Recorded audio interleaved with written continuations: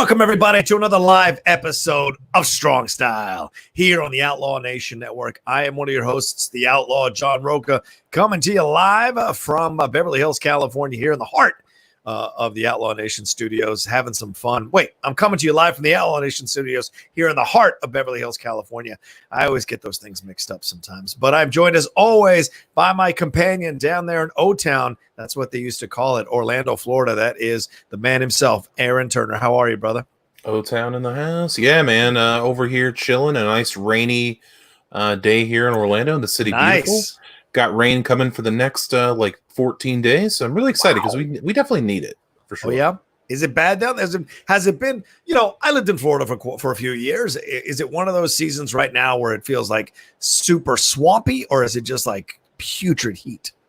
The putrid heat was killing us there for a couple of weeks. It was in like the mid 90s while everybody else was like, oh, it's like 64 here. I'm like, well, that must be amazing because it's terrible here. You can see how much like the lakes have like recessed, and it's like, all right, we definitely need some water. So I'm actually glad that we're getting this rain, even though it's basically coming down all day long, which is challenging. Yeah. Well, speaking of challenging, for a lot of us here, and thank you so much for all of you who are joining us live. Good to see you all in here. Chris Taylor, Jeremy Miller, Sean Barrett. So good to see you, Sean. Basement Lounge, Luis Macias, Haskell 420, and Tommy Tom and IMAX. Thank you all so much for joining us live as we're going here. This will be I think this will be the official new time of the show.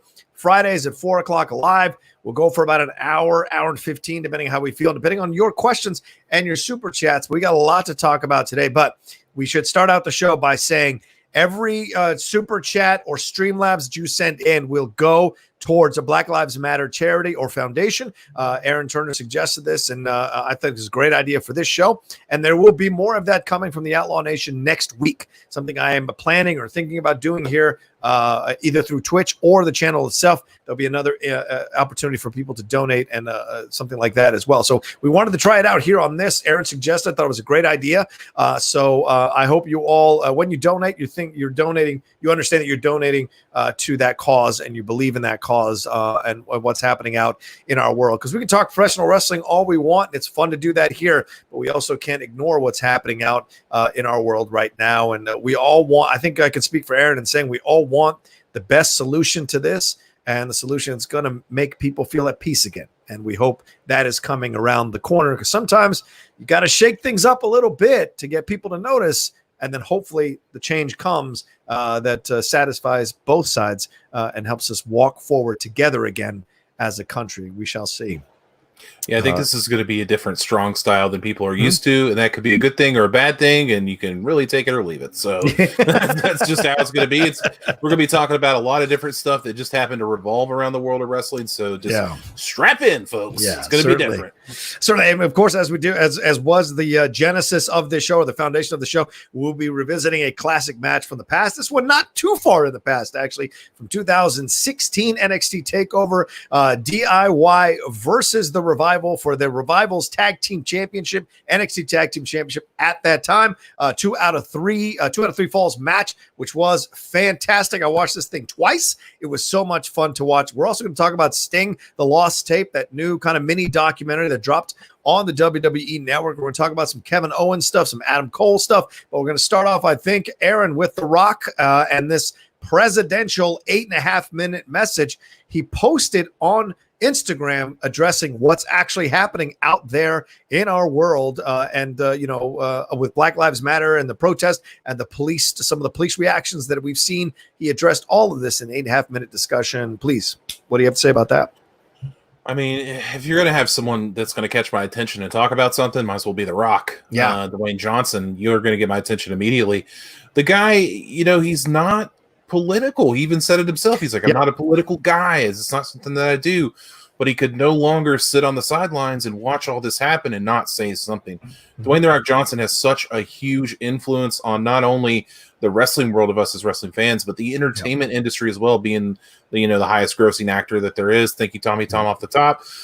Just wanted to say that. But I mean, he hits all the right beats. It felt very presidential. Like you said, it felt like a very presidential address. And I know that he in jest was saying, well, in 2020 I'm going to run for president, and that's all well and good, but I think we've had enough share of actors as presidents. I think we're good there.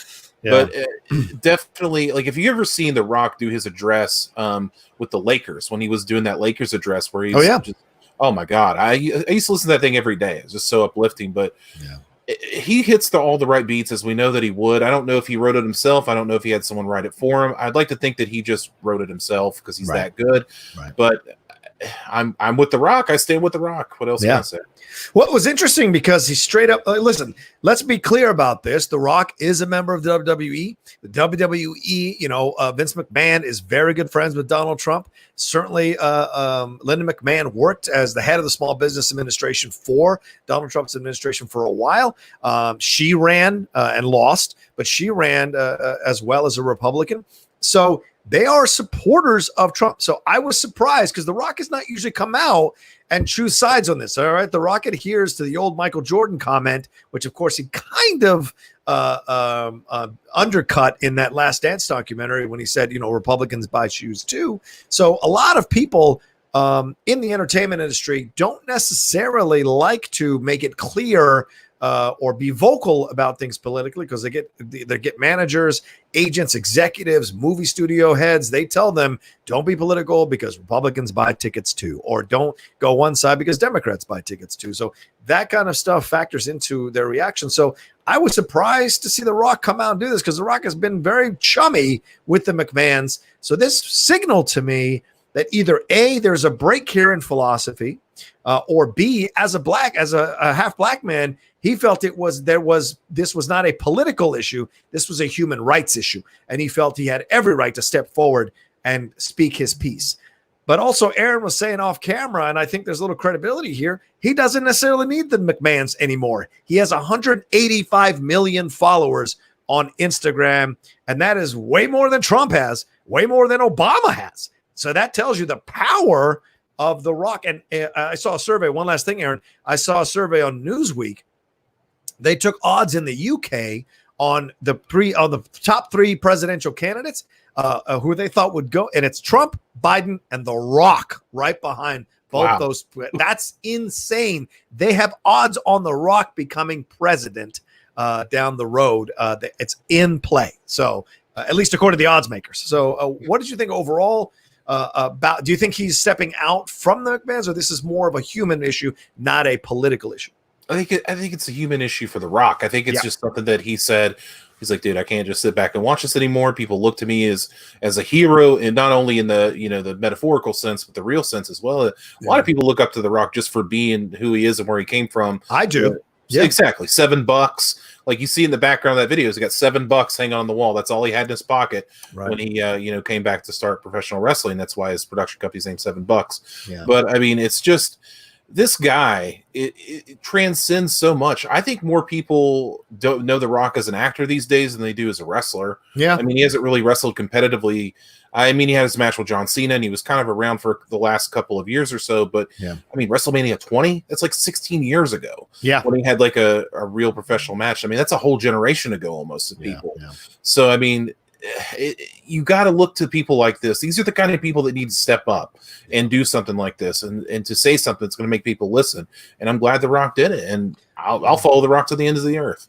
Yeah. And the thing is, we see this all the time, Aaron. People come into their power as they go on their journey of becoming famous, or their journey of embracing their celebrity, right? If they know what to do with their celebrity, they can use that power to actually enact change in the world. Schwarzenegger did that with his power, certainly when he was, and then eventually, of course, found his way to political office as well. And you're feeling about his run as a governor, you're welcome to feel one way or the other about it, but he got there. And the thing is, that's the thing with The Rock, is I find that he initially came out of the WWE and did those movies.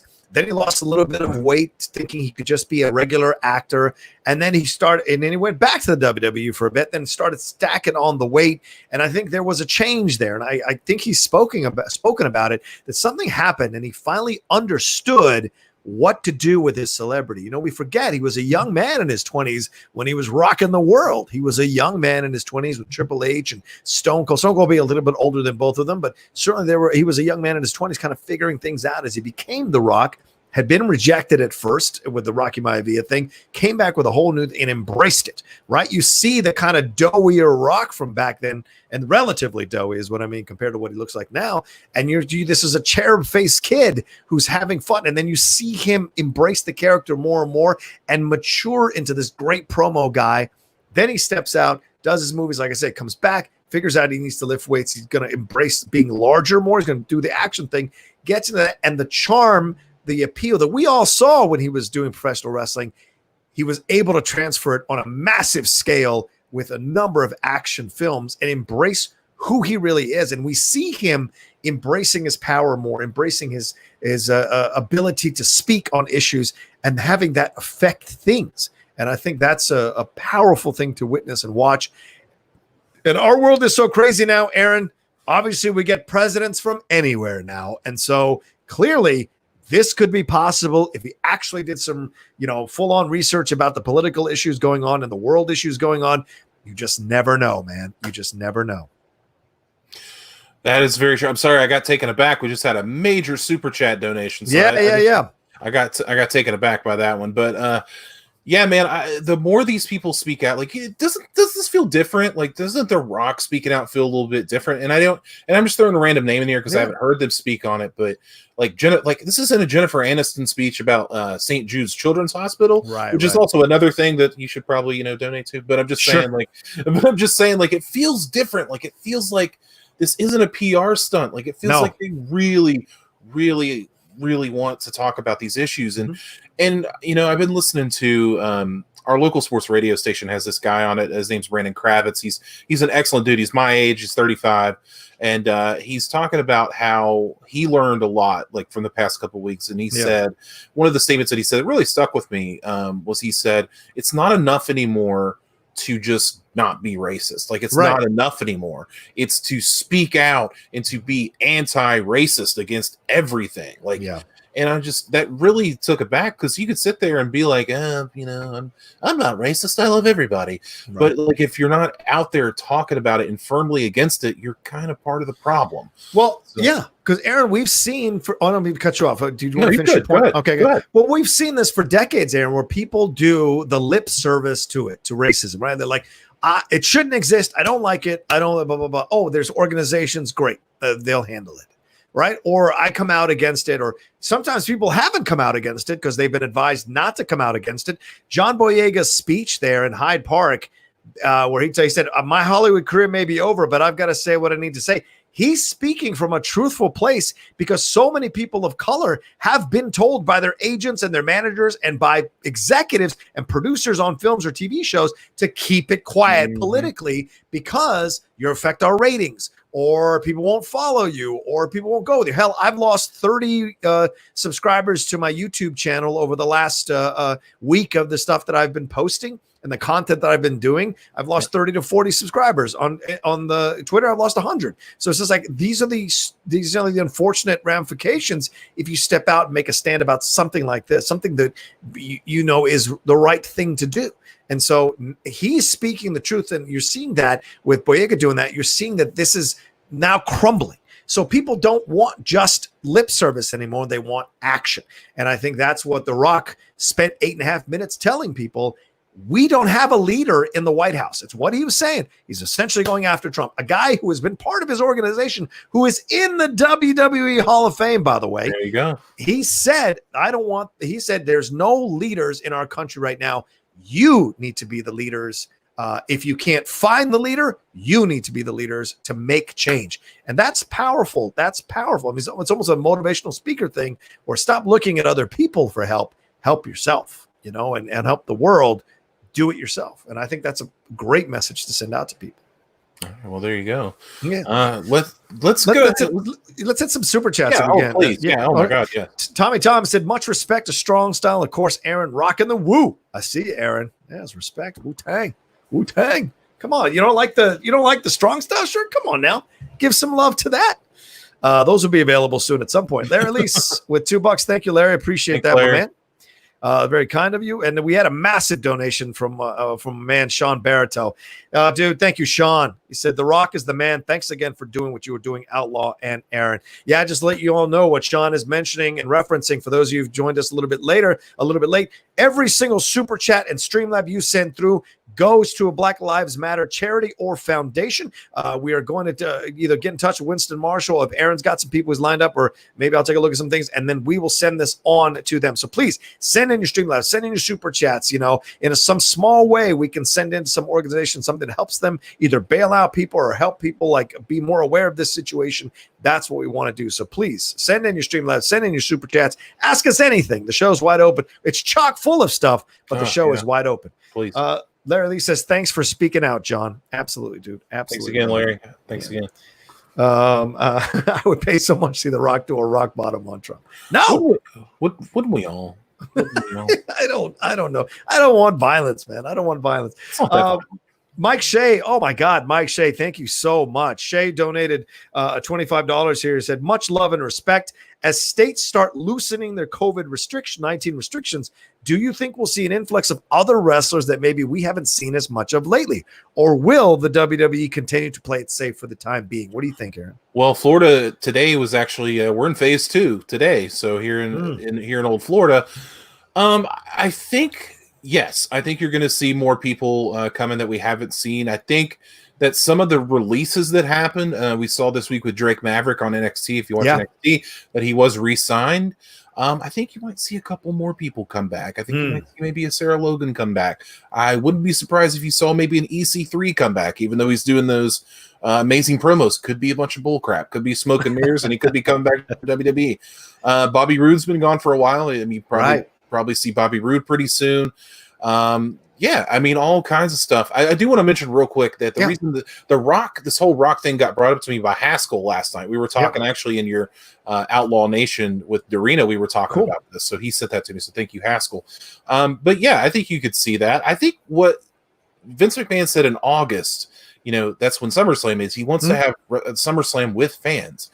I don't know how that's going to work. Yeah. So we're still, I think once you get there first, I think that's the first thing we're going to see before we see more and more wrestlers, is we're going to start seeing a little bit of influx of fans coming into the arena. Yeah, and stop rushing it. Let it take its natural course. This idea of rushing this stuff in, it just frustrates me. Like today, we saw at the press conference this morning with Trump, they purposely put the chairs closer together rather than 6 feet apart. And they made the reporters sit in those chairs at those distances so Trump could say in the middle of his speech, look at you all, you're sitting closer together. It's great to see you sitting closer together. And, you'll be even closer, look even more beautiful. So they use it as a prop even. They don't give a crap if people get this stuff. They want to promote the idea that he supposedly solved this thing. It's so frustrating. Just let it.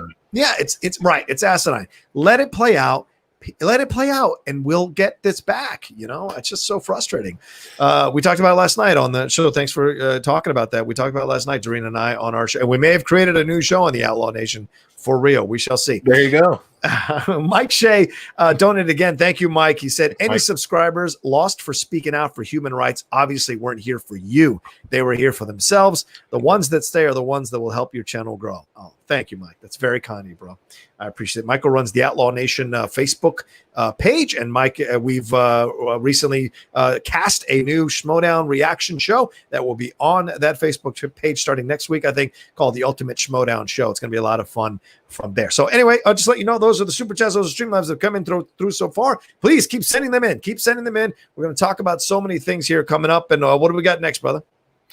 Let's go ahead and get angrier. Let's talk about Kevin Owens. Kevin Owens this week.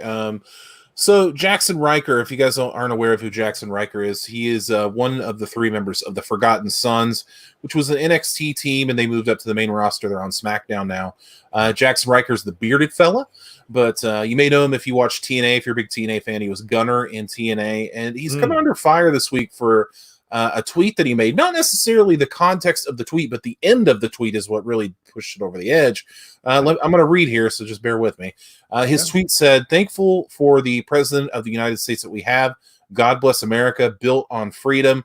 Forgotten no more is what Riker tweeted. Now, if you're thankful for the president, that's totally fine. You're totally fine to have that opinion. God bless America. That's totally fine. The big problem here, and that Kevin Owens and a lot of people took exception with, was that he used "Forgotten no more," which is the Forgotten Sons. Right. That's their catchphrase, is "Forgotten no more." So he's using his wrestling catchphrase, his gimmick catchphrase, to talk about these world issues while everything in this world's going on. And Kevin Owens, rightfully so, called him right the fuck out on it. Mm-hmm. And this was Kevin Owens who said, "The freedom you speak of entitles you to speak your mind all that you want. I'm not here to argue that. I just really need to tell you that I think pushing your shitty wrestling catchphrases as all of this is happening is absolutely fucking pathetic. Good night." So there's Kevin Owens just absolutely destroying Jackson Riker. But Rocha, what did you think of this? Yeah, there's Jackson Riker. Like, what did you think hearing this? Like, I thought it was. First of all, nobody fucking knows who you are. I mean, aside, it's not like Stone Cold coming out and saying something, or Triple H at the apex of their popularity, or even The Rock, who we just mentioned, coming out and saying, "Oh, I'm gonna lay, Trump laid the smacketh down." That would have been a little more palatable, I think, because you are as powerful as you are at that moment. But Jackson Riker, most people don't know him outside of the world of professional wrestling. Even then, they'll just go Forgotten Sons. I bet they don't really know the both names and figure out who's who. There's only a small pocket of people that do feel that way. So for him to kind of use it in that way, and did he get permission from the other guy in the tag team to use it? Did he get permission did he get permission from the WWE to use it? It's that kind of thing. Is bro, that's a character you're playing for a show, and it's a show. This is real life. What do you really feel? If you really feel this way, great. But don't bring your catchphrase or your wrestling stuff into it, because then you start to really blur the lines for the WWE, and you put them in an awkward position, because in essence, it feels like the WWE is approving this guy making this message by using his catchphrase. And I think that's a dangerous thing for people to see.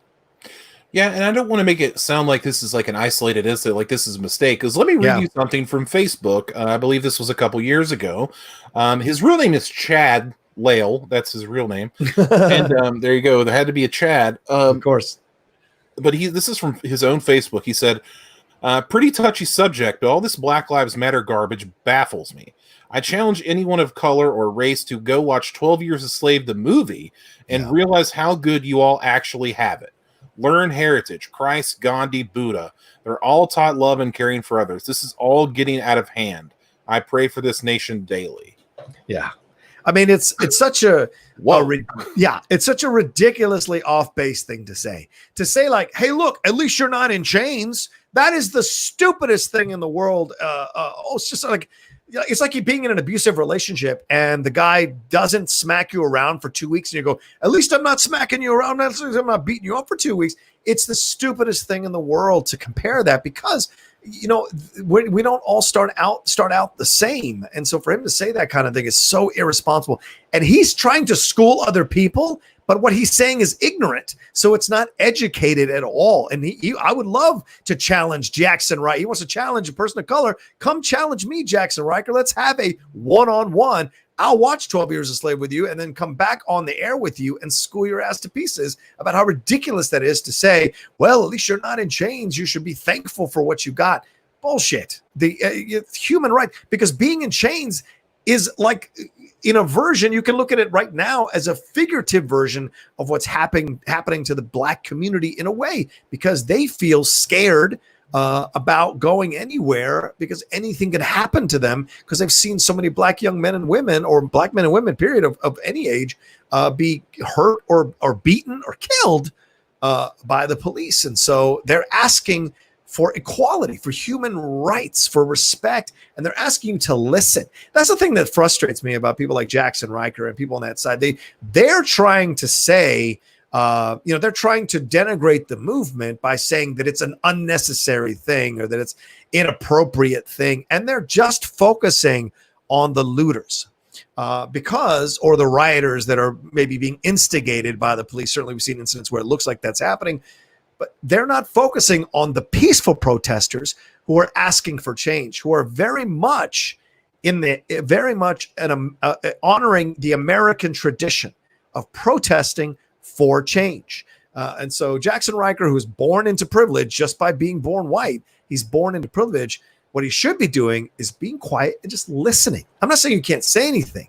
I'm saying just listen before you speak. Hear the other side. I mean, Drew Brees, who is way more knowledgeable, intelligent, and famous than Jackson Riker, had to walk his comments back about the American flag because people had to school him about it. So if Drew Brees can step back, who the fuck is Jackson Riker not to step back? Oh man, it's. Could you imagine? My biggest problem with this, like, could you imagine if the Rock, like, let's just use the Rock for instance, like something like this happened, and then the Rock was like, "Yeah, that happened. If you smell what the Rock is cooking, like, what the fuck are you talking about? Like, what do you mean?" And that's the bottom line. I guess you're right. And that's the bottom line because it's the best protest there is, was, or ever will be. It's like, what the fuck are you talking about? Like, where do we draw the line between this nonsense? Like, stop it. Like, you don't use your wrestling catchphrase. Like, you don't wear your own shirt. Right. Like, you don't wear your own wrestling shirt to a wrestling show. Like, you don't. What the fuck is your problem? Like, are you stupid? And then, like you had mentioned, did his cohorts, like his other guys in the tag teams, have anything to do this? I actually have statements from them as well. They're really great. Steve Cutler, one of a stablemate of Rikers and Forgotten Sons, said, "Although I am a part of a tag team, while I wrestle, I am my own person with my own thoughts and beliefs. It pains me to see what's going on in the world. I fought for freedom of our country and all the people who live here. It shouldn't matter your race, however you identify. We are all human beings, and we all deserve to be equal. # justice for George Floyd." Yeah. And then Wesley Blake, the other member of the Forgotten Sons, said, although he did not, he said, "I will never understand. However, I do stand justice for George Floyd." Yeah, boom. Those are two strong statements from both sides. Basically, your best friends, like in the business, are telling you, like, man, you fucked up. And not only was it Kevin Owens, it was Sami Zayn, it was Mustafa Ali, it was Batista, it was people even like Batista's not even like in the locker room. Right. Batista's in on this. But here's the thing, though. Here's the thing that I learned recently. Yeah. You would be surprised at how many, other side, like you'd be surprised how many right wingers and people like that are in that WWE locker room. Yeah. And a lot of people were saying, well, should Jackson Riker get fired? Absolutely not. He should not get fired. No way. Because this is something that was said, outside of the purview of wrestling, and it doesn't. Yes and no, because in the locker room will take care of itself. Like you have guys like Batista, Mustafa Ali that will take care of that in the locker room. Yeah. But does he deserve to get fired? I don't think so. Yeah. I think this is a separate issue. I think it's hopefully an ignorant utterance, and someone had a conversation with him like, "Listen, you jackass, like you can't go out saying your catchphrases and putting them with rights like this because it's just going to end very badly for everybody involved, and you really shouldn't say that." Well, look, if veterans and superstars and former superstars are calling you out for what you did, that tells you something, right? That's a clue that first of all, you haven't achieved their status. Second of all, and you've had some time in the business to achieve that status, and you haven't. So that's the moment where you go, you know what? I should just shut up. And maybe he issues another statement where he says, you know what? And the thing is, we need to create space for this too, Aaron, in my opinion, where you have someone go, you know what? I spoke out. I was wrong. Definitely. People schooled me. I get it now. I should just shut up and listen. We saw that this week, or with Robert Meyer Burnett and RB3. We saw, unfortunately, our Robert Meyer Burnett leaning into this thing with RB3 in the back and forth, crossing some really strong lines with RB3 and risk and getting kind of pummeled for it. RB3 too on his side as well. But this all comes down to the fact that RMB got too caught up and should have listened to the young black man and his point of view and taken his tweet down or rethought it and still put it up, but phrased things a little bit differently where he wasn't advocating for violence. I think he's eventually going to figure things out. He has issued that video apology. Maybe there's more to come. But in my mind, we have to create space for people to do that. We can't just destroy someone who's making a mistake, and especially someone like R&B who's been on the side of hearing for more diverse voices for quite some time. We can't also destroy people for making mistakes in heated moments. We have to hear that, rightfully crucify them if you need to, but then create the space for them to be risen again. And that's important. And I think in this situation with Jackson Riker, clearly this guy wasn't thinking when he put this thing, or he thought he was feeling himself a little bit, and people schooled him across the board.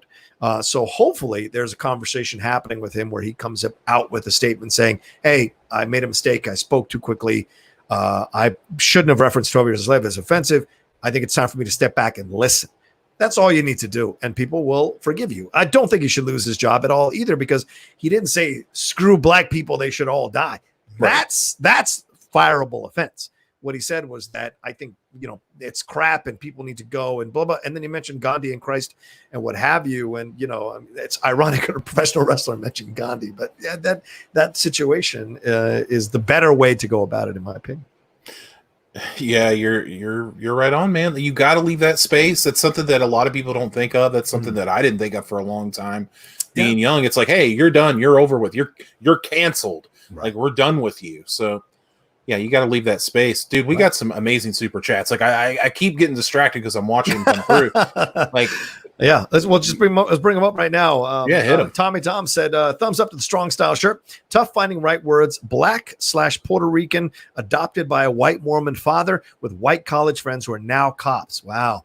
I hope for a better tomorrow and people looking past difference. Yeah, I agree. I hope we do move past our differences. What do you say there, Aaron? Yeah, man, that's all we can do, Tommy Tom. That's amazing, man. I'm glad you're here, though. I'm glad. Yeah. Absolutely. And thanks for coming back every week, Tommy Tom. You're the best, bro. Sean Barreto again. Jesus, Sean, thank you so much. He said, we want change today, so we don't need justice tomorrow. This is something that Sean said last night as well, and I think he's been saying it on shows that he's gone, and I think it's a great line. A lot of people are commending him for the line, certainly in the comments section of the video last night with Dorina. He said that when he came on and spoke with me after Dorina had passed. I'm sorry, after Dorina had left the show, not passed, like left the show. After the 2-hour mark had passed is what I was trying to say. Yeah. He said, we want change today, so we don't need justice tomorrow. And that's correct. That's correct. And that's all people are asking for, man. And thank you, Sean, so much for that great super chat. You're incredibly kind, my brother. And then we have Tommy Tom again. He said, all on the same side, no need to no need to use/find the right words. Right. Exactly. Right. All I want in America, this is all I want, or across the world, is for people to not feel, or I want people to feel safe wherever they are. I don't want someone to get pulled over and then they're like, oh God, this is going to be the last day of my life. Like, I don't want people to think about that. I don't have black mothers and fathers telling their kids, like, well, this is what happens. You got to mind your P's and Q's when there's a cop around because you might be the last day of your life. Don't want that shit. Like, you shouldn't have to tell people this shit. It's insane that it's gotten this far. And I'm sure you saw that video, that 75-year-old guy that got pushed down this morning. And I retweeted Buffalo. it. Yeah. Oh my God. Like, it's Buffalo, just out of control, man. Out of control. So yes. Yeah. And then they lied and said that he tripped and fell on his own. Yeah. Okay. And then that video came out and they had to eat crow because the governor and the mayor both said, oh, no. That's not what happened here. You better amend. And that 2 police officers were suspended or arrested or whatever. The whole unit resigned. The whole unit. Really? 56 police officers from that unit resigned. What? Like in protest or because they were forced to resign? I think in protest. I didn't read the whole story. I just read kind of the grip headline there in the first sentence, but I believe it was in protest. So there you go. Well, if you guys who are watching know what the truth was, send it in a comment and I'll pull it up here because we got to move on to our next news item. But yeah, I want to know 56 did they resign out of protest or resign because they were forced to in that moment? Jesus, how can you resign out of protest for these 2 guys being around for pushing a 75-year-old man to the ground and like shattering his head? It's horrifying, man. It's horrifying watching that video with him just sitting there bleeding. Everybody watching. It's awful. Just awful.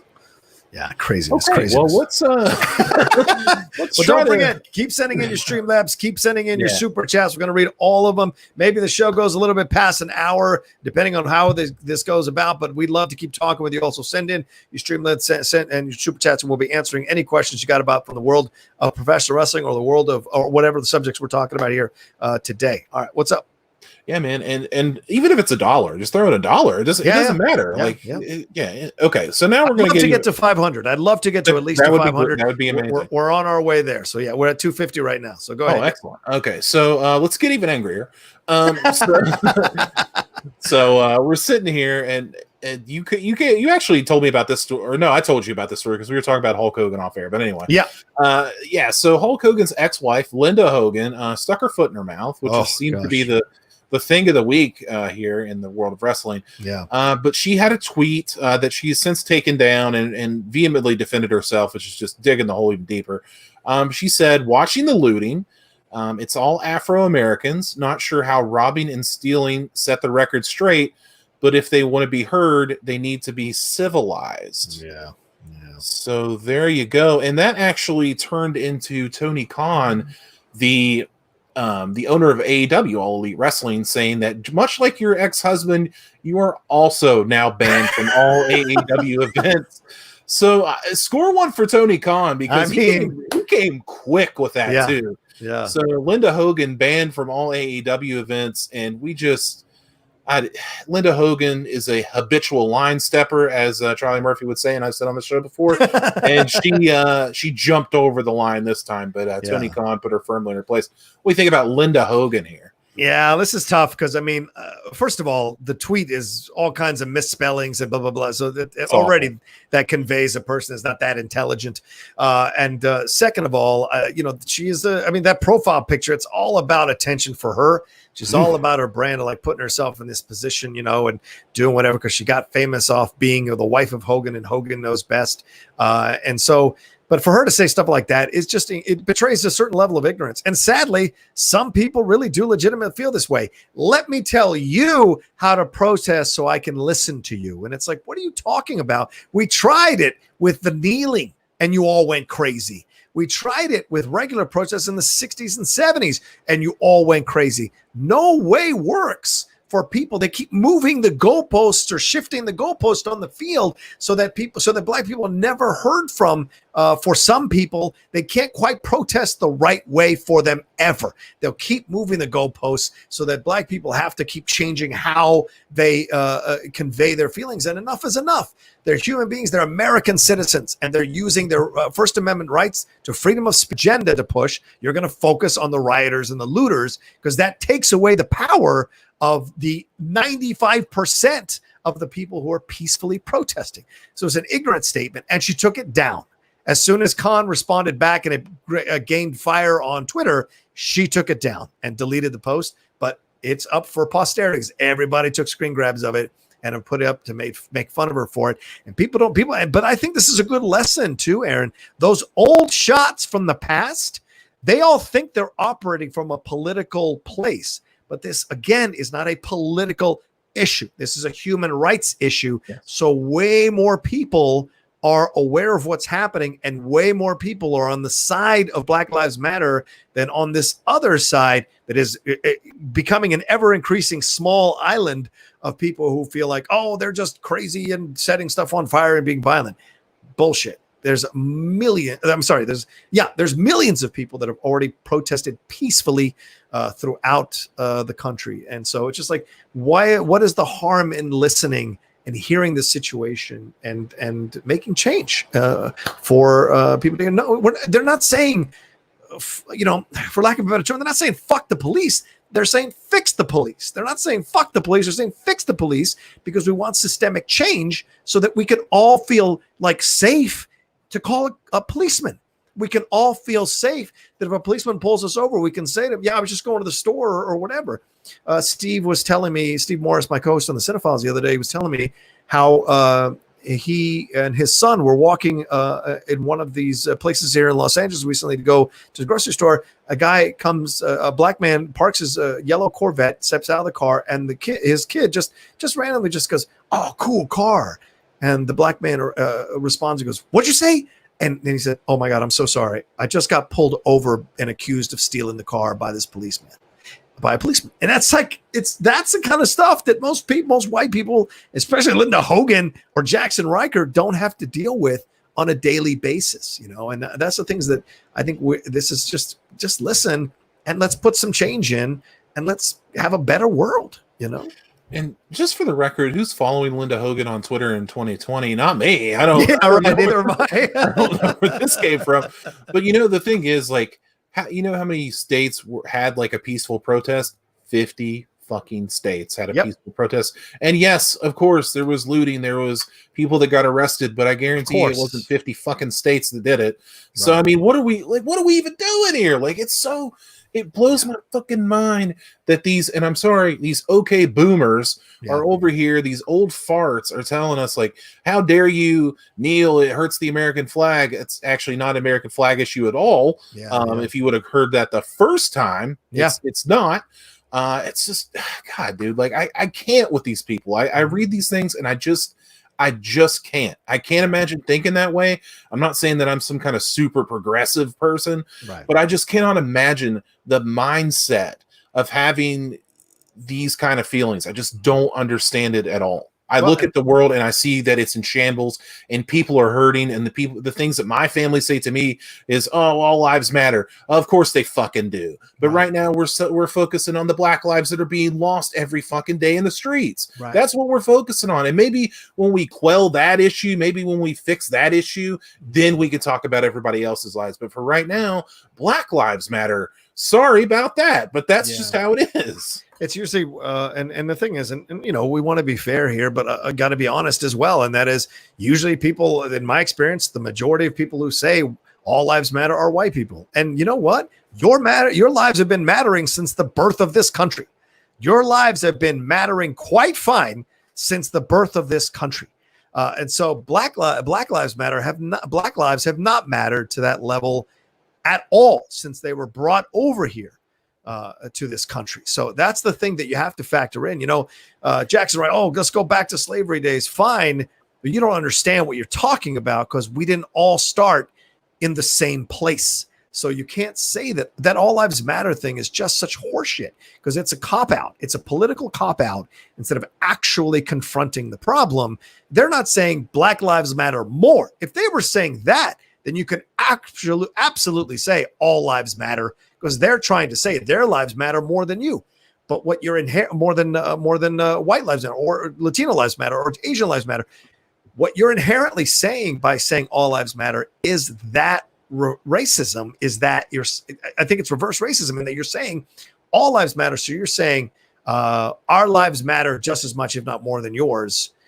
You're essentially saying Black Lives Matter doesn't have as much, shouldn't have as much strength to say these things, and that is a racist approach to the world. Of course, all lives matter. Duh.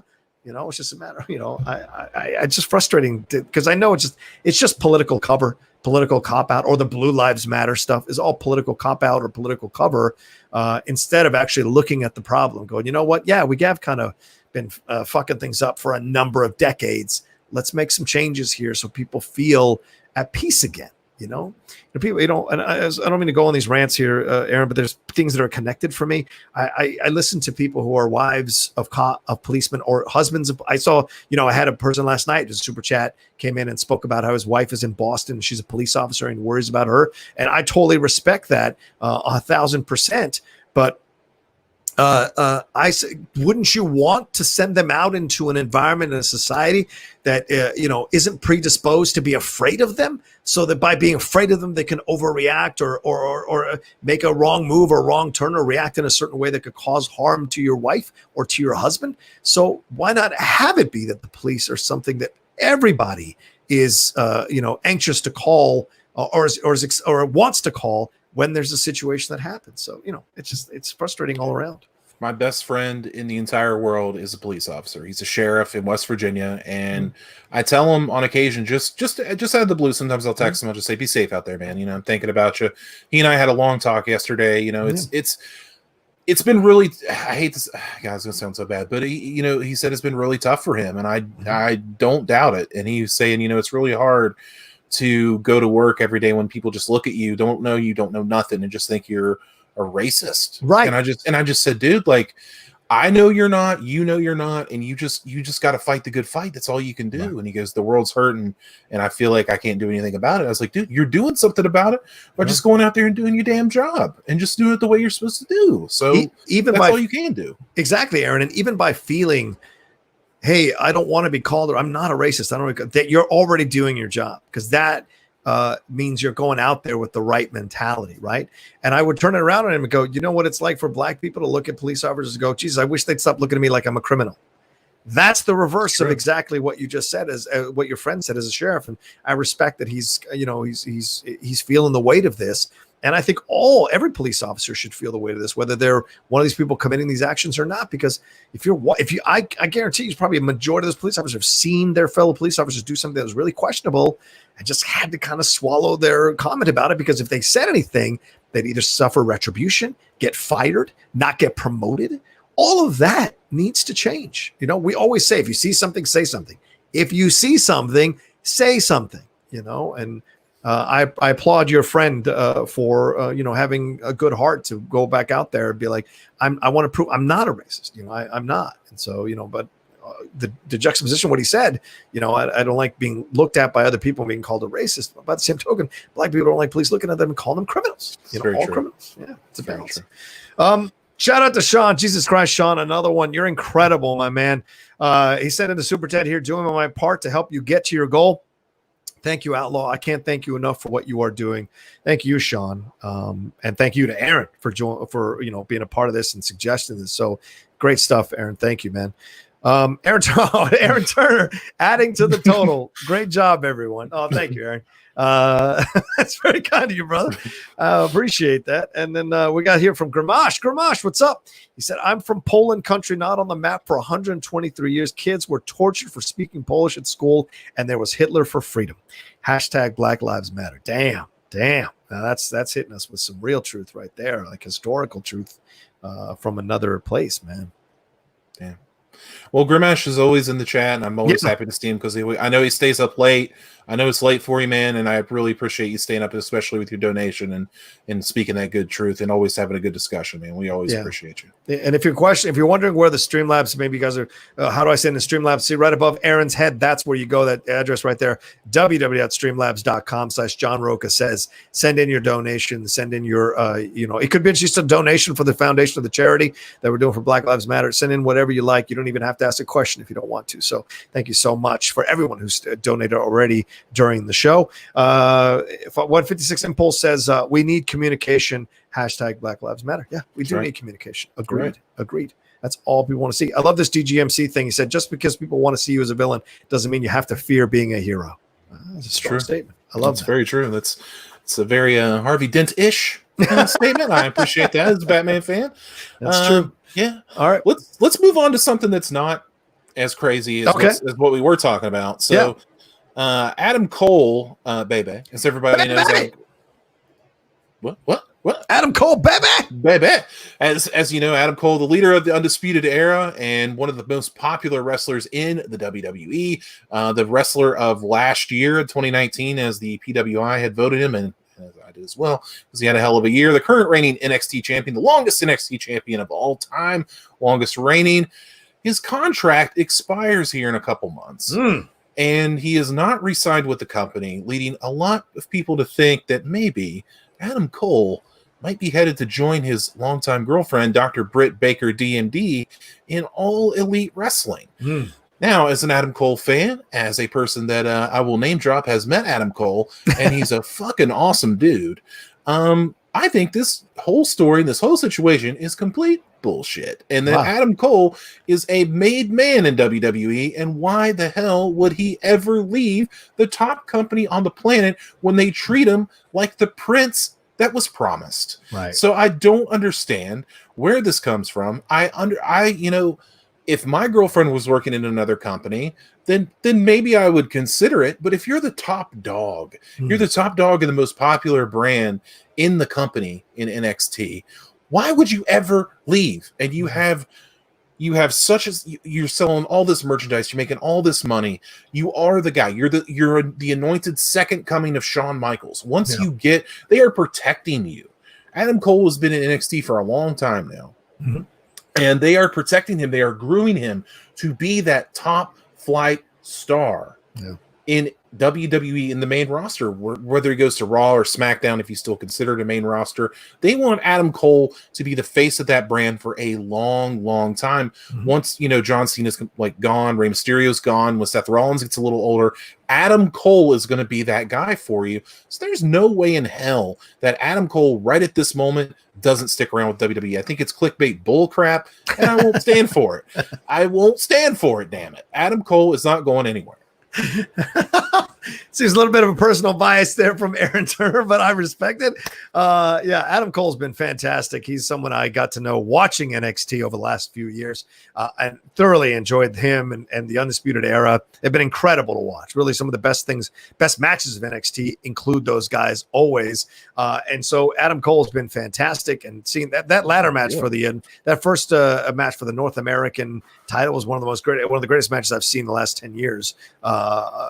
Just phenomenal work from him. So this is, and it's good to be in this position, Aaron, as you said. Yeah, they see him as the prince that wasn't promised, so he doesn't have a rush to sign this contract. He's like, I've got another situation. I mean, he would make less money at AEW for sure, and it's not like he's a frustrated guy who's getting booked incorrectly. He's had the title for over a year now. Yeah, over a year now. Yeah, right. It's over. So it's not like they don't revere this guy or don't have plans for him, but as a potential free agent, he's got a right to push it all the way to the limit to see what they offer him. And he is flirting with AEW. Maybe Britt Baker's put some words in Cody Rhodes' ear and Tony Khan's ear and said, hey, this guy would be great over here, because he'd immediately, they brought in Brian Gage and gave him a title a shot at a title immediately. So they could do that with Adam Cole as well and work him through. So that's possible, but I don't disagree with you. I think they want to keep him at WWE. I think they want to jump him up into the main roster. It's time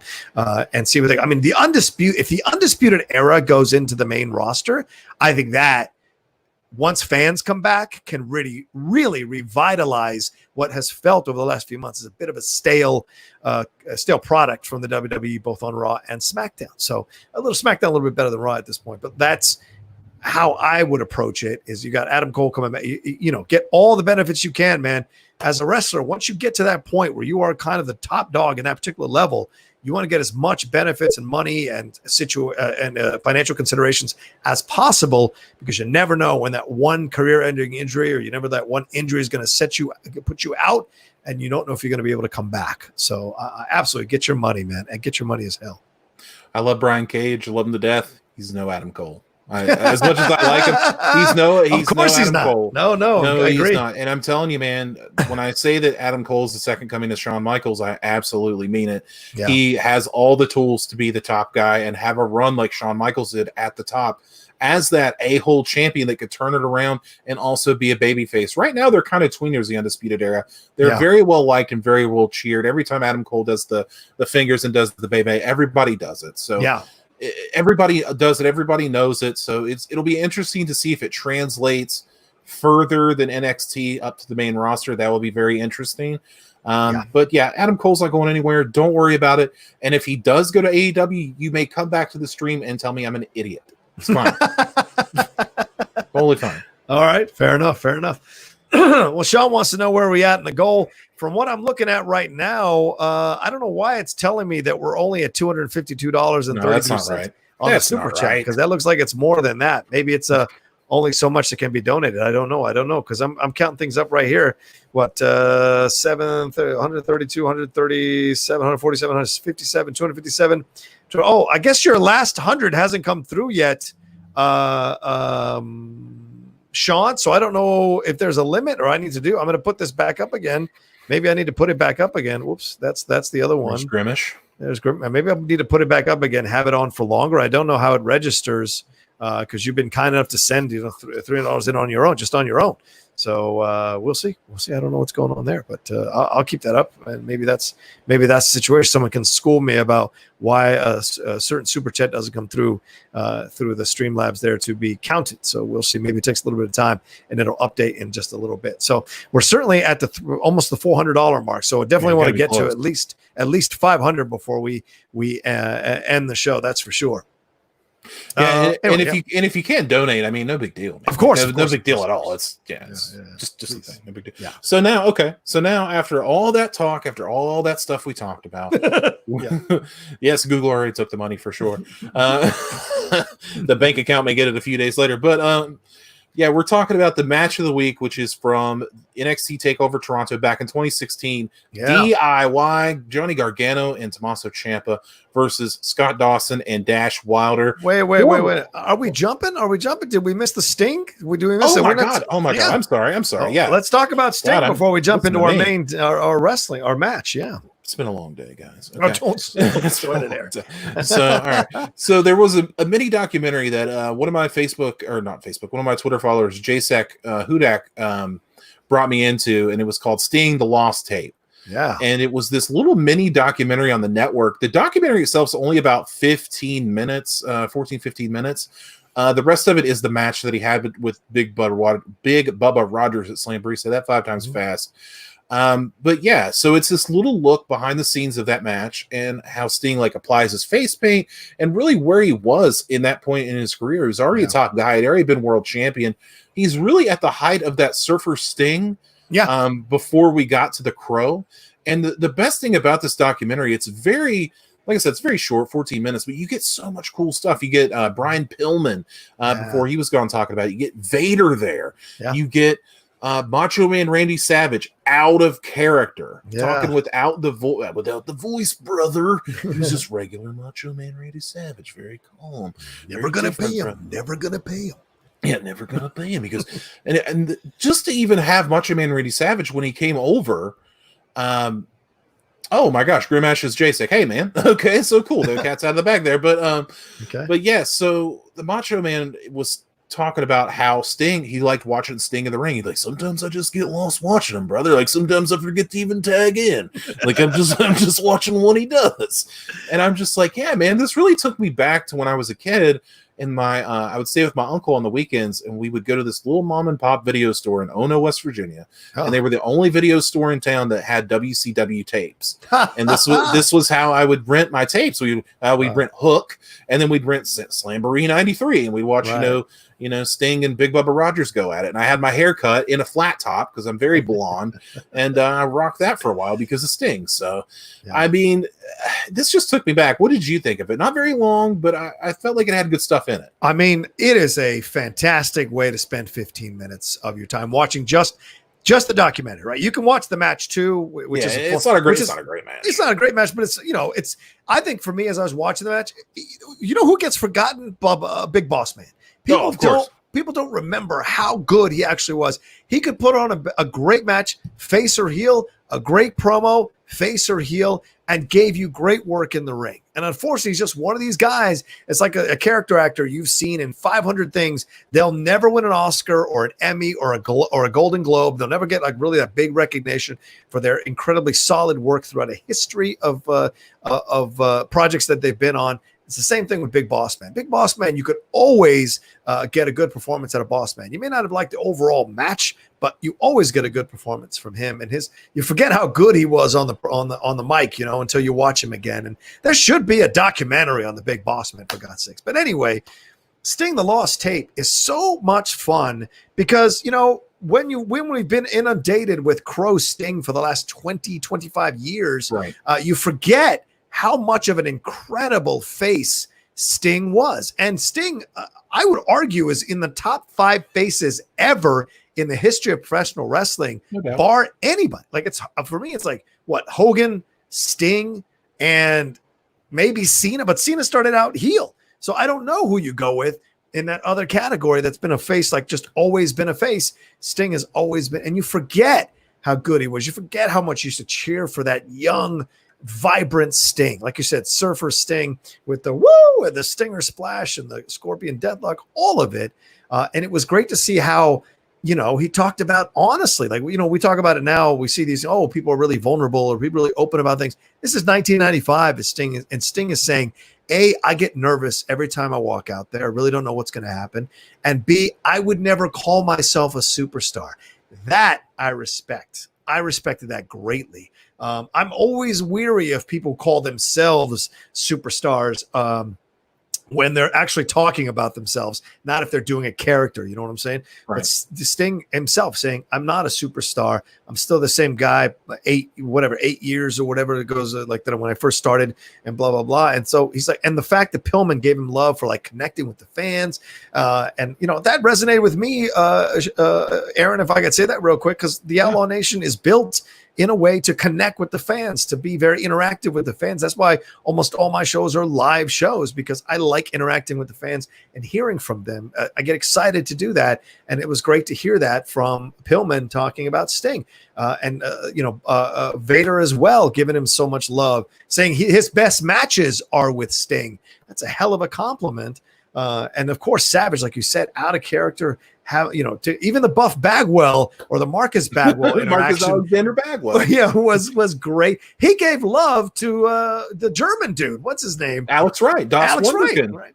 But and he says something that's really poignant when he says, you know, the young guys coming. When I started, I was the guy doing all the high flying stuff. It's probably him and Steamboat were doing all high flying stuff in WCW, right? Because you'll go to WWE, it was Snuka and all them.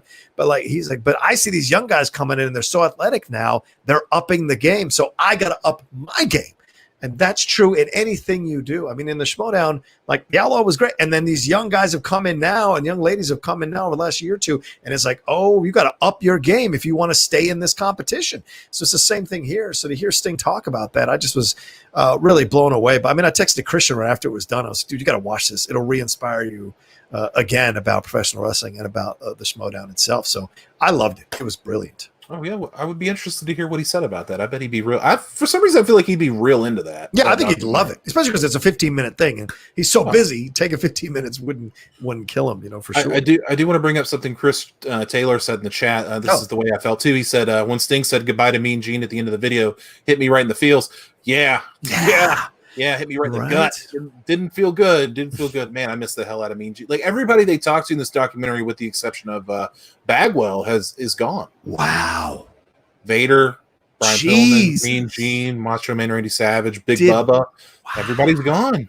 That didn't even occur to me, bro. Yeah. Wow.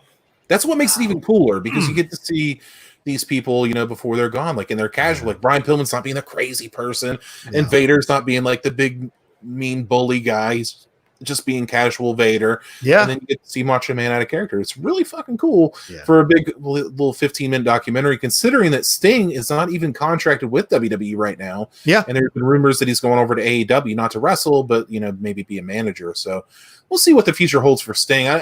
No matter what, he's the icon. Yeah. I kind of forget those years in Impact existed, even though he did some cool stuff on occasion. But he's always WCW Sting to me.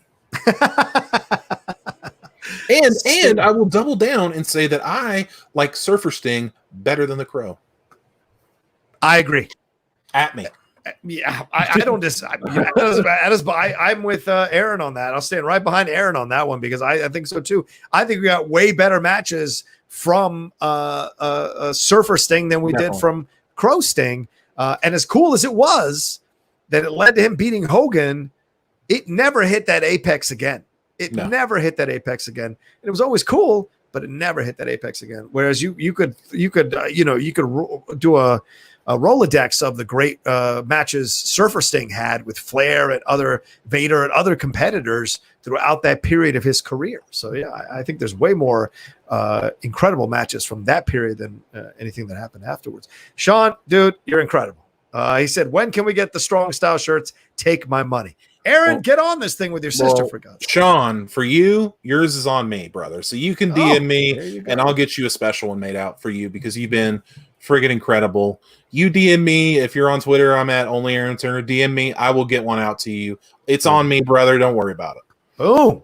Boom. There you go, Sean. Sorry, everybody else. We'll work on it. But Sean's getting one. He's getting one post haste, as they would say. I think anyone who donates $100 to us going forward over the next 20 minutes, you will get a free shirt, a free Strong Style shirt. It'll be on me or Aaron. That's for damn sure. So, so Sean, don't worry about it. It is on me, brother. Don't worry. There you go. It's on me, brother. It's on me, dude. So the YouTube says, where are we at? We crossed Got to be close. We're at 452 right now. 452. When you factor in the Streamlabs, which were 35 at this point, we haven't had any more Streamlabs.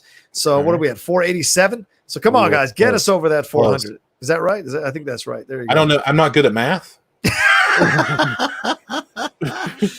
Haskell 420. There you go. Crow Sting was great for a bit character-wise, but Surfer Sting ruled. Yeah, Surfer Sting's more iconic to me. Like, I know the Crow is like this great thing, but to me, as a kid, I dressed up as both for Halloween. Like that is the quintessential Sting to me, is that Surfer Sting with, doing the thing like you said, the Stinger Splash. Yeah, come on, man. Like that's such good stuff. It is, and I agree with this, Gramash. The best storyline was NWO versus Sting. Come on, give me that. Absolutely, it was a great storyline, but nothing beats Flair Sting. Flair Sting was just essential. And you know what Ric Flair says, of all the matches that Ric Flair's had, Harley Race, Ricky Steamboat, his favorite opponent is Sting. Of course. So there you go. Yeah.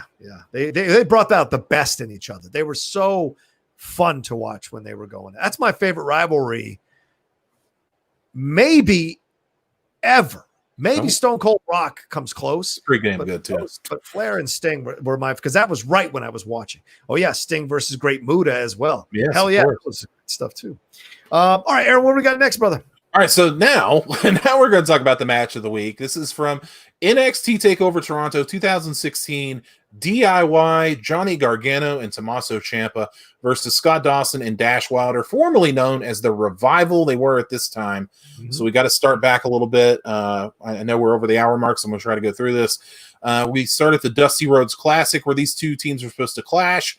Scott Dawson got an injury, so the Revival had to forfeit to DIY in the second round. DIY would be defeated in the next round by the Authors of Pain, who would end up going to the finals. And that takes us to NXT TakeOver Brooklyn 2. This is a friggin' awesome match, too. If you haven't seen this one, watch this one first before you watch the second. It's incredible. Yeah. The Revival were able to defeat DIY clean when Scott Dawson tapped out Gargano with the inverted figure four lock, which is pretty badass. So that gets us right here to this rematch, NXT TakeOver Toronto. 2 out of 3 falls for the NXT Tag Team Championships. Now, John, I know you don't know a lot about these teams. I got to think that you don't, because I know you don't watch like a ton of NXT. So, so I'm going to go to you first. Like the Revival, I'm sure you knew about them. I know you know about Gargano and Ciampa. Yeah. Did you think that there would be this kind of magic when these two teams got in the ring together? Well, what I've discovered during that period of time when I was watching a lot of NXT was I was marveling at the athletic ability of these people and how I needed little to no background to get into the match. Show me the 3-minute promo. I got it. I'm good to go. Seeing those spots and those hits. Wow. So with Ciampa and Gargano, I came in after DIY had broken up and Ciampa had turned on Gargano, and that rivalry was right in the middle of. So those matches were incredible. And I think I'd seen maybe one Revival match before they went up into the main roster. And I saw those guys and I just thought to myself, oh, they're like the old school guys with the old trunks and things they're old school wrestlers from the 80s vibes. And so when you said we're going to do this one, I was actually excited because I'm like, okay, let's see what these guys can do in the ring. Because I don't think I've maybe seen one DIY match in retrospect, but I can't recall it. So this could be my first DIY match that I watched them go at it in an actual match. And so making 2 out of 3 is always exciting. And I had seen them wrestle separately, so watching them wrestle, I knew I was in for a hell of a match. I was just hoping it was good, and it was stellar.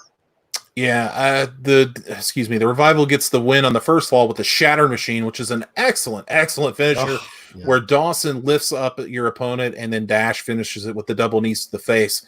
That is such a brutal looking finisher. And now they're doing the Spike Pile Driver in AEW, which I don't like as much, but Shatter Machine's pretty cool. But then we go to the second fall where DIY wins with the shell shock. I call it the shell shock. It doesn't have a name. The shell shock knee and super kick combination where Ciampa and Gargano line up in the corner and they just mauled Scott Dawson and you see him just flop down. That was so damn good. And then we had the final fall, which is where this match really started to heat up because we had submissions being traded back and forth. Yeah. And that I saw not a super chat, but I saw someone in the chat say Hart Foundation. If you notice, Scott Dawson and Dash Wilder are rocking an homage to the Hart Foundation with their pink and black gear, which is just, it's always going to make me smile. Yeah. But Johnny Gargano puts the Gargano escape on Scott Dawson, and then Tommaso Ciampa gets the Fujiwara armbar on Dash Wilder, and these guys hold hands like, don't tap, don't tap, and then they both end up tapping. And what is probably one of the coolest finishes you'll see in a while, and DIY gets to be the NXT Tag Team Champions by defeating the longtime champion Revival, finally getting over the hump, and the crowd was super into it. I think this should have probably headlined the show. This also, at this event, you also had the return of Mickie James. She returned to face Asuka in a great match. Right. But yeah, this was a hell of a match, one of the matches of the year, one of the best tag team matches probably of the last decade that you'll see. And it's just a shame because the WWE, once they got up to the main roster, the Revival just was not the same, because Vince McMahon, from what you hear, does not care about tag team wrestling anymore. And it's just a real shame because the Revival are so damn good. And this is one of those matches that really showed how damn good that they are. Yeah. Yeah. And you're right about that. I mean, they really are. And it was fun to see them in this environment. You know, NXT brings out, for people who understand that ring and that crowd, for the wrestlers that get it, they bring out the best in themselves to entertain that crowd. And you, as a viewer, get the benefit of that. And those near misses, I mean, the title being brought in, and you thought, oh, this is how they're going to do it with Johnny kicking the title. That was awesome. Right? The thing about NXT that I love, and when you watch these classic great matches that go on for a bit, they throw in what you've seen in the past cost people matches, and they don't cost you the match at that time. I think it's brilliant. How many times have we seen a title used to turn a match or to win a match or whatever? And you mentally, as a viewer, you're like, oh, that's how they're going to do it. Seen enough of these. That's it. And then they kick out. You're like, oh shit. How are they going to top that? And I think that's what always occurs to me in the great NXT matches as I'm watching. At least 2 or 3 times during a great match, I will say, oh my God, how are they going to top that? And then they find a way to top it. And that's why at NXT at its height is some of the greatest wrestling I've seen in the last 30 years. Honestly, just some of the greatest wrestling I've ever seen, because I never know what's going to happen. I never know who's going to win almost anytime I watch, because NXT has made some strange title switches. You never know what's going to happen. And you love the fact that they're willing to play with the fact that you know your wrestling history because you've watched enough matches to be fooled by possible finishes. So it's brilliant. Well, let's talk about the aftermath. We had DIY would defend their tag titles in a rematch with the Revival in January, where DIY did retain. And then DIY would eventually lose their tag team titles at TakeOver San Antonio to the Authors of Pain, Akam and Razar. There you go. The Revival would cause a no contest in the rematch between DIY and AOP, setting the stage for a triple threat tag team ladder match at TakeOver Orlando ahead of WrestleMania 36. I was there. DIY would be unsuccessful in capturing the gold as AOP would retain. After the match, as a lot of people know, as you talked about, John, the heel turn of Tommaso Ciampa, he would throw Johnny Gargano into the barricade and really beat the hell out of him. And it would kickstart one of the longest feuds in NXT history, with both men eventually becoming NXT champion during those runs. The Raw following TakeOver of that year, the Revival made their debut, defeating New Day. And then in April 2020, that was just a couple months ago when the world had stopped, the Revival's contract expired and they would leave WWE and debut on AEW Dynamite in May under the name FTR, or Forever the Revival, or if you watch Being the Elite, that would be Fuck the Revival, depending on how you want to do that. But yeah, so the Revival are now in AEW's FTR, and DIY. Gargano and Ciampa have become 2 megastars in NXT. Ciampa this weekend at NXT TakeOver in your house is taking on Killer Cross. And then you've got Johnny Gargano going for the North American title against Keith Lee. It's going to be a great weekend of NXT action. But, you can't say enough about these 4 guys that knew each other so well. Yeah. And I'm so glad that we got to cover this match. We're going to cover another NXT match as well. Sasha Banks versus Bayley will be another one.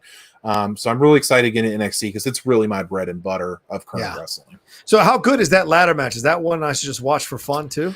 It's good, but what happens in it is Ciampa blows out his knee almost halfway through, and that's why the Gargano and Ciampa feud didn't get started right away, because Ciampa blew out his knee, so he was gone for almost a year before they even got started. So okay. All right. There you go. Well, maybe I won't watch that then. But it's fine. It's fine. But yes, I agree. I mean, that's NXT. There's just so much fun. I can't wait to talk about that Bayley Sasha match. I cannot wait. We're holding off though. We're gonna hold off. That's my number one match of the last 10 years. Number one, bar none. I don't care, male or female. It's my number one match because I just remember the feeling of watching that. And maybe because I was high and drinking too with a bunch of friends watching it by the beach. I just remember that I had the greatest feeling after that match, just enjoying pure wrestling from two of the most amazing athletes in the WWE, regardless of gender. And they were just fantastic. So I can't wait. And the crowd was with it. They had the crowd the whole time. So I can't wait. And in this match as well. Aaron. Yes. The crowd was totally into this match as well. All right, it's a couple more super chats here. We got one from Dodger Ryan. Give us $2 here. Dodger Ryan 124. Thank you so much. Hashtag BLM. Absolutely. Black Lives Matter. And then what do we got? Another one. Grimash sent another one. Thanks for talking. Sting, the lost tape. Stay strong. Respect. Thank you, Grimash. Yes, sir. Let's see if there's anybody else who sends it. I think we got another one. I think we've hit it, man. I think we hit it. Chris Taylor said, Rocha and Turner, where do you see NXT in 5 years? Good question. Where do you see? I think it's going to be the same. I think status quo. I don't think you're ever going to see it move out of Full Sail just because of what they do there. A lot of people don't know this, so maybe I'll talk about this real quick. Yeah. All of the gate that they get from NXT tapings and shows, it's $10 to get into general admission to NXT, and then it's $20 to get ringside. So they take all of that revenue. What? Yeah, it's cheap. They take all of that revenue from any Full Sail show, which now they do every week. So, before Corona, they were doing it every week. So 52 weeks a year, whatever. Yeah. And they take all of that money and it goes into scholarships for Full Sail. The WWE doesn't profit from it. Wow. So it goes all into Full Sail scholarships, and that is fucking cool. So I don't think that they will be leaving Full Sail for a long time. I think you're going to keep it the way that it is, and they're going to keep grooming talent and bringing talent the way that it is. And I hope so, because I love it that way. Shit. I didn't know that could talk me into moving back to Florida. Stephanie McMahon told me that. I mean, 20. I was at a speech where Stephanie McMahon was talking about it. That's awesome. $20 ringside?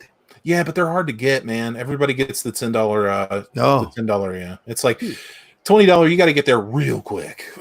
Okay, I was gonna say, man, $20 to be that close to Alexa Bliss back then, I would have loved it. Or Sasha Banks. Right. I'm just saying, they're beautiful ladies. Just to see their work. Just to see their work. Yeah. That's all I'm saying. Let's just see them working. Just to see let's see if we got any streamlines that have come through here before I get myself in any kind of bad trouble. I know Ryan used to hate when I did that. Mike Shea. Thank you, Mike Shea. He donated $20. Boom. Mike. We're over it. Boom. Yeah, he said, boom. Also, Rey Mysterio for life. Hashtag Booyaka. Hashtag 619. Hey, man, I hope you got our episode with Rey Mysterio and Eddie Guerrero a couple weeks back, because that was an awesome one to talk about. It was. It was a damn good match to talk about. And Jim Sandelin said he donated $20, said, back to work, man. Giving what I can. Hashtag Black Lives Matter. So I think with that, I know the Streamlabs is going to update those fools. So with that, we're at $75 on the Streamlabs side. And then on the YouTube side, $461. So we crossed it. Thank you so much. You guys are awesome. Thank you so much. Over awesome, the 500 guy. Mark. That was probably loud. That's all right. Sorry about that. We got there. I appreciate that. You guys are incredible, and mad love to all of you for understanding and respecting what we're trying to do here on this particular episode. Clearly, I need to start doing this maybe next week on a number of maybe on the Outlaw Nation show next week. We'll do that as well. I'm trying to see if I can get Jay Washington to come on and be on the Outlaw Nation show next week, or someone else that I want to get on, and maybe we'll donate everything to Black Lives Matter as well. The foundation's there. So thank you all so much for joining us. Aaron, what is our next match? What do we got? What can we preview? All right. So next week we're going to talk about Mankind versus The Undertaker, King of the Ring, 1997. You know it. You've seen the highlight reel a million times of Mankind falling off that Hell in a Cell. We're going to talk about that. We're going to talk about what led up to it. We're going to talk about the aftermath and really how it changed these two legends' careers going forward for sure. Ah, man, it's going to be a hell of a fight. Yeah. He's broken his God as my witness. He's broken in half. Yeah, it's bad. Get the doctor. It's bad. Dodger Ryan sliding in with another donation here. Thank you, Dodger. Best in-ring performer, Shawn Michaels. Biggest draw, Stone Cold / The Rock. Ooh. You think he might be right? Well, you got to throw Hulk Hogan in there. Even if we don't want to, let's throw Hulk Hogan in there. We got to throw him in there. You got to throw the Hogan in there. Got to throw the Hulkster brother. We got to throw him in there, dude. Don't you be talking to me. I was selling out stadiums where you were bumming gas to get to work at the school. Best in-ring performer, is Shawn Michaels number one in your mind? Best in-ring performer. That's probably about right. that's probably about, yeah, I'd say that's about right. I'd say Brett's up there, Kurt Angle's up there, Jericho, Chris Benoit's up there. Oh yeah, you gotta say it quietly, but Chris Benoit's up there for sure. Eddie's up there. Of course, Eddie. Right. Well, no, you have to whisper that one. I can't Eddie's say Shawn Mike. Yeah, not great. You have to whisper Eddie, but Chris Benoit. Okay, that's enough. Yeah, no, Shawn loses it for me because of that debacle he pulled on Hogan. Come on. I'll never forgive him for that. I'll never forgive him for that. I can't wait till we talk about that. Yeah, when's that match? Oh. That'll be let's see. That'll be in August, and we'll do a watch along. We'll do another. We should do another charity thing for that. That'd be fun. Yeah, that'd be fun. I'm not gonna speed through that match. I'm just gonna rip that. Oh God, I love it. So thank you all so much for watching this live episode of Strong Style. Look, the world is crazy right now, and there's some tough things going on, and I don't envy any of you that are feeling it deeply. For those of you who, feel the anxiety, but I've heard from a number of friends who are having trouble sleeping, seeing the images that they see, out there on social media. I hope we distracted you for a little bit, entertained you, also educated you a little bit with our talk about the protests and what's happening. So I hope we, checked all those boxes for you, and you felt this was a fun use of your time and great use of your time. And we put a smile on your face and maybe even invigorated you a little bit to go watch some wrestling. Maybe you want to go watch that Tommaso Ciampa and Gargano match versus the Revival. Have a little fun with that as well. So I can't thank you, Aaron, and I can't thank you all enough for taking the time to watch the show. And to all of you who donated your super chats and your Streamlabs to us to go to a foundation or charity for the Black Lives Matter movement. Honestly, you've done incredible work, and thank you so much. And Sean Berto, a special thank you for you, my friend, for being so kind with your donations and getting us over the line for sure. Awesome stuff. Any last things to say, Aaron? No, just Sean, man, hit me up on Twitter or hit me up some way, somehow, or talk to Rocha. He'll get the information to me. Yeah, I had only Aaron Turner. You can find me there, and we'll get that shirt out to you, man. Don't worry about it. It's 100% on me. And that's all I can say about that, man. Incredible. You got me in tears right now. I'm just, it's incredible, dude. I appreciate it so much. Sean's one of the good ones, man. He's my brother here in the Outlaw Nation, and I'm proud to call him that, brother with an R. You know what I mean? You can follow me at The Rocha Says on Twitter and on Instagram, one of those places there, please. And of course, if you haven't subscribed to the Outlaw Nation, hey, get me back up over 13,500. Go and subscribe to the Outlaw Nation and give the channel some love because I think I'm really proud of the content we put out this week. In a very tough week, we've had some really great content and fun conversations and honest conversations that I think I'm very proud of, is all I can say. Sometimes I can talk too much. All I'm trying to say is I'm very proud of the work we've done this week. And thank you to everyone who's been on all the shows. And thank to all of you for watching and participating as well. All right, that's it for me. If you're a patron, I will be on at 6 p.m. on Blue Jeans. If you're a patron who donates at, I think, the $7 or $10 level and above, I will be on for doing a live on-camera one at 6 p.m. PT here in about half an hour. Come join me for that as well. For Aaron Turner, I am John Rocha, and this has been another episode of Strong Style.